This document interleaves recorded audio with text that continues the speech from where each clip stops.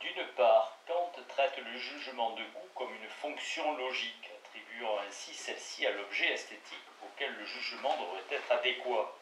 D'autre part, l'œuvre d'art doit se présenter sans concept, comme pure et simple intuition, comme si elle était extra-logique.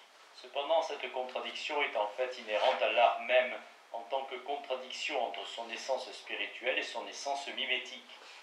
Mais l'exigence de vérité qui implique un universel et que toute œuvre d'art manifeste est incompatible avec le pur caractère intuitif. On peut induire des conséquences à quel point l'insistance sur le caractère exclusivement intuitif de l'art est néfaste. Elle sert la distinction abstraite au sens hegelien entre intuition et esprit. Plus l'œuvre se réduit à n'être que son aspect intuitif, plus son esprit en tant qu'idée est lui-même réifié et devient l'immuable derrière l'apparition. Ce qui, dans le moment spirituel, est tiré de la structure du phénomène, est ensuite hypostasié en tant qu'idée de celui-ci. Le résultat est le plus souvent que les intentions sont érigées en contenu, tandis que, corrélativement, l'intuition échoue à la satisfaction sensible. Mais il faudrait réfuter la thèse officielle de l'unité indistincte dans chacune des œuvres classiques auxquelles elle se réfère. Dans celle-ci, précisément, l'apparence de l'unité est le médiatisé conceptuel. Le modèle dominant est philistin. L'apparition doit être purement intuitive, le contenu purement conceptuel, un peu par exemple sur le modèle de la dichotomie figée du loisir et du travail. Aucune ambivalence n'est tolérée. C'est le point d'application polémique du détachement vis-à-vis de l'idéal du caractère intuitif. Parce que l'apparaissant esthétique ne se réduit pas à l'intuition, le contenu des œuvres ne se réduit pas non plus au concept. Dans la fausse synthèse de l'esprit et de la sensibilité dans l'intuition esthétique, guettent également leur non moins fausse et fixe polarité, la conception qui sert de fondement à l'esthétique de l'intuition, selon laquelle dans la synthèse de l'artefact, la tension, son essence, fait place à un repos essentiel et chausal, caractère intuitif et caractère conceptuel. Le caractère intuitif n'est pas une caractéristique universelle de l'art, il est intermittent. Les esthéticiens n'en ont guère pris note. Une des rares exceptions est l'excellent bien qu'oubliait Théodore Meyer, qui démontra qu'aucune espèce d'intuition sensible de ce que disent les poèmes ne leur correspond, et que la concrétion des poèmes consiste en leur structure linguistique, au lieu de résider dans la représentation optique hautement problématique qu'ils devraient provoquer. Les poèmes n'ont pas besoin de l'accomplissement de la représentation sensible. Ils sont concrets dans le langage et par lui imprégnés de non-sensibles, conformément à l'oxymoron de l'intuition non-sensible. Même dans l'art le moins conceptuel, l'œuvre comporte un moment non-sensible. La théorie qui, pour l'amour de son théma probandum, nie celui-ci, adopte le parti de l'ignorant qui réserve toujours pour la musique qui lui fait plaisir l'expression de régal pour l'oreille. La musique contient précisément dans ses grandes formes emphatiques des complexes qui ne peuvent être compris que par une non-présence sensible, par le souvenir ou l'attente, et qui renferment dans leur structure ces définitions catégorielles. Il est impossible, par exemple, d'interpréter comme une succession les rapports parfois éloignés de l'exécution de la première musicale de l'héroïque, avec l'exposition et le contraste extrême qu'il forme avec celle-ci à cause de l'apparition nouvelle du thème. L'œuvre est intellectuelle en soi, sans avoir honte et sans que cette intégration porte préjudice à la loi. Les arts pourraient entre-temps accéder à leur unité dans l'art jusqu'au point où il en va de même pour les œuvres visuelles. La médiation spirituelle de l'œuvre d'art par laquelle elle contraste avec la réalité empirique n'est pas réalisable sans qu'elle comprenne la dimension discursive. Si l'œuvre d'art était au sens strict intuitive, elle resterait prisonnière de la contingence du donné sensible immédiat à laquelle elle oppose son type de logicité. Sa qualité se règle sur la manière dont sa concrétion se libère de la contingence en vertu de sa constitution. La séparation puriste et partant rationaliste entre l'intuition et le conceptuel est fonction de la dichotomie entre la rationalité et la sensibilité que la société exerce et commande idéologiquement. L'art devrait plutôt en effigie s'opposer à cette séparation par la critique objectivement contenue en lui. En étant reléguée au pôle sensible, elle ne fait que se confirmer. Le mensonge que combat l'art n'est pas la rationalité, mais l'antagonisme figé de celle-ci au particulier. En dépouillant le moment du particulier comme caractère intuitif, il endosse cette fixité et utilise le résidu abandonné par la rationalité sociale pour se détourner de celle-ci.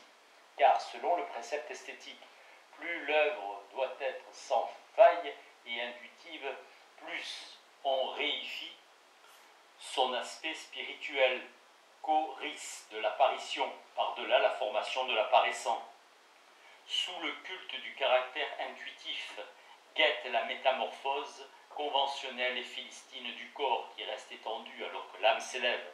L'apparition doit être le délassement facile, la reproduction de la force laborieuse, comme le disaient les bourgeois. L'esprit devient rigoureusement ce que l'œuvre énonce conceptuellement. Protestation constitutive contre la prétention à la totalité du discursif. Les œuvres d'art attendent justement pour cette raison la solution et font inévitablement appel au concept. Aucune œuvre n'a jamais atteint l'indifférence de la pure intuition et de l'universalité obligatoire que l'esthétique traditionnelle suppose comme son a priori. La doctrine de l'intuition est fausse parce qu'elle attribue phénoménologiquement à l'art ce qu'il ne réalise pas. La pureté de l'intuition n'est pas le critère des œuvres d'art, mais l'intensité avec laquelle elles réalisent leur tension par rapport aux moments intellectuels qui leur sont inhérents. Malgré tout, le tabou qui frappe les éléments non intuitifs des œuvres d'art n'est pas sans fondement. Ce qui est conceptuel dans les œuvres implique des systèmes de jugement, et il est contraire à l'œuvre de juger. Des jugements peuvent s'y présenter, mais l'œuvre ne juge pas, peut-être parce qu'elle est, depuis la tragédie attique, délibération. Si l'aspect discursif usurpe la première place, le rapport de l'œuvre d'art au moment opposé devient beaucoup plus trop immédiat et s'introduit même là où, comme chez Brecht, il tire sa fierté du contraire. Il devient en fait positiviste. L'œuvre d'art doit insérer ces éléments discursifs à son rapport d'immanence dans un mouvement opposé au mouvement dirigé vers l'extérieur, apophantique, qui libère le moment discursif. Le langage de la poésie lyrique d'avant-garde réalise cela et révèle ainsi sa dialectique spécifique. Il est évident que les œuvres d'art ne peuvent guérir la blessure que leur fait l'abstraction que par une abstraction plus grande qui empêche la contamination des ferments conceptuels par la réalité empirique. Le concept devient paramètre. Mais l'art, en tant qu'essentiellement spirituel, ne peut nullement être pure intuition. Il doit toujours être également pensé. Il pense lui-même. La prévalence de la doctrine de l'intuition, qui contredit toute expérience des œuvres d'art, est un réflexe dirigé contre la réification sociale. Elle se ramène à l'établissement d'une catégorie spéciale d'immédiateté, aveugle à l'égard des couches chosales des œuvres d'art, constitutive de ce qui en elle est plus que matériel. Non seulement, comme le remarqua Heidegger à l'encontre de l'idéalisme, elles n'ont pas les choses comme fondement, mais leur objectivation en fait des choses à la seconde puissance. Leur structure intérieure, qui obéit toujours à une logique immanente, ce qu'elles sont devenues en soi, n'est pas atteinte par la pure intuition, et ce qu'on saisit intuitivement en elles est médiatisé par la structure. Contrairement à celle-ci, leur caractère intuitif est inessentiel, et toute expérience des œuvres d'art doit dépasser ce caractère.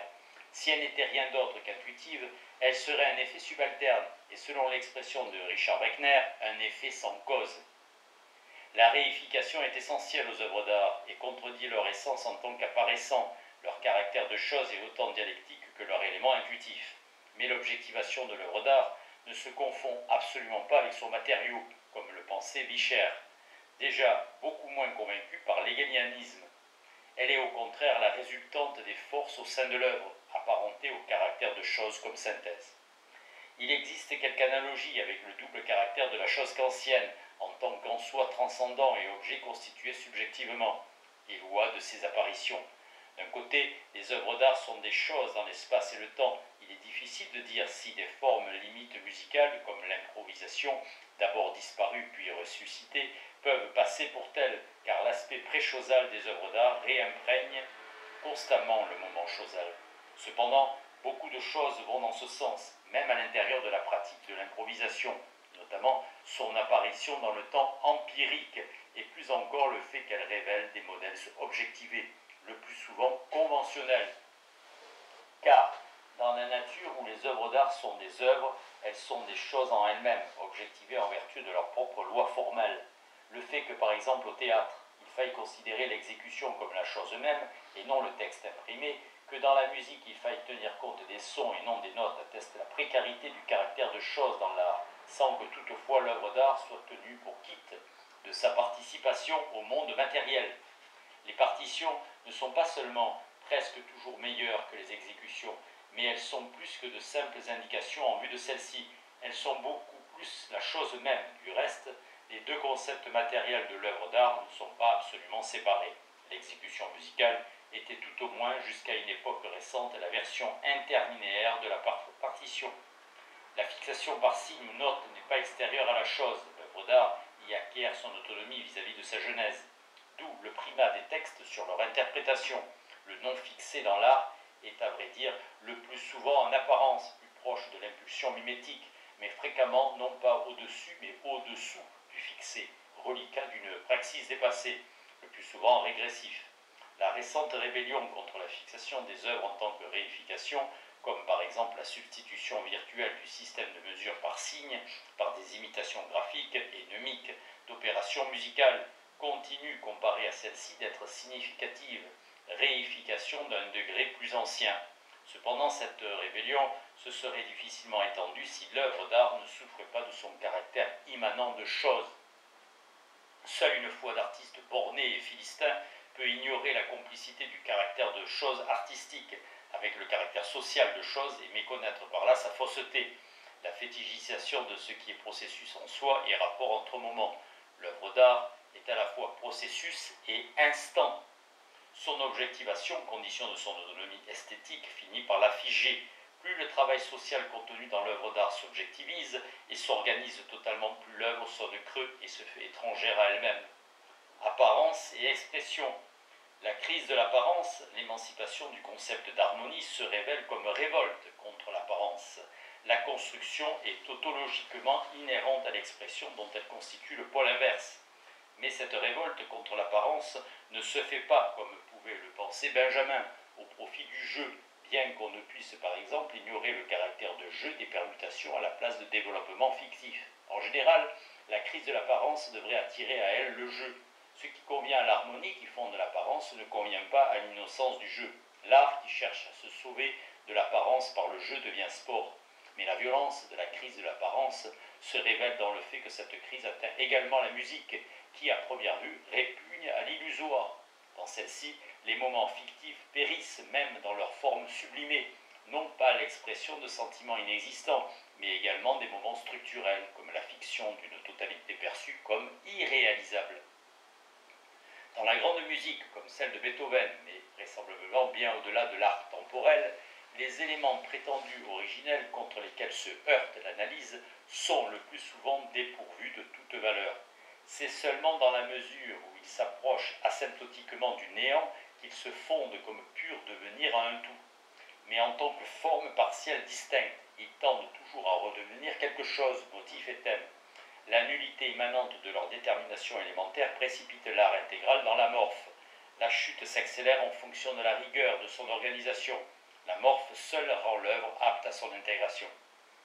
Par l'achèvement, l'éloignement de la nature informée réapparaît le moment naturel, le non encore formé, le non articulé. Quand on regarde de très près les œuvres d'art les plus objectivées se métamorphosent en chaos et les textes en mots. Si l'on s'imagine posséder immédiatement les détails des œuvres d'art, ceux-ci s'évanouissent dans l'indéterminé et l'indistinct, tant ils sont médiatisés. Ceci est la manifestation de l'apparence esthétique dans la structure des œuvres d'art. Le particulier, son élément vital, s'évanouit, sa concrétion s'évapore sous le regard micrologique. Le processus figé dans toute œuvre d'art, en élément objectal, résiste à sa fixation en ceci-là, mais se dissout à nouveau dans le lieu d'où il vient. L'exigence d'objectivation des œuvres d'art se brise contre celle-ci. C'est à ce point que l'illusion est ancrée dans les œuvres d'art, même dans celles qui ne reproduisent pas. La vérité des œuvres d'art dépend de la manière dont elles réussissent à absorber dans leur nécessité immanente le non identique au concept et le contingent qui lui est proportionnel. Leur finalité a besoin de l'absence de finalité, et par là, quelque chose d'illusoire s'inscrit dans leur rigueur logique. L'apparence est encore leur logique.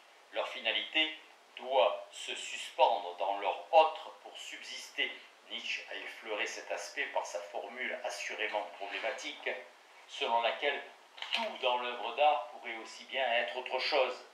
Formule qui ne vaut évidemment qu'au sein d'un idiome établi, d'un style qui garantit la marge de variation, Mais s'il ne faut pas prendre au pied de la lettre la clôture immanente des œuvres, l'apparence les atteint même lorsqu'elles s'en croient le plus protégées. Elles la convainquent de mensonges en démontant l'objectivité qu'elles élaborent. Elles-mêmes, et pas seulement l'illusion qu'elles éveillent, sont l'apparence esthétique. Le caractère illusoire des œuvres d'art s'est concentré dans la prétention à être totalité. Le nominalisme esthétique aboutit à la crise de l'apparence, pour autant que l'œuvre d'art veut être essentielle au sens emphatique. L'intolérance envers l'apparence a sa place dans la chose.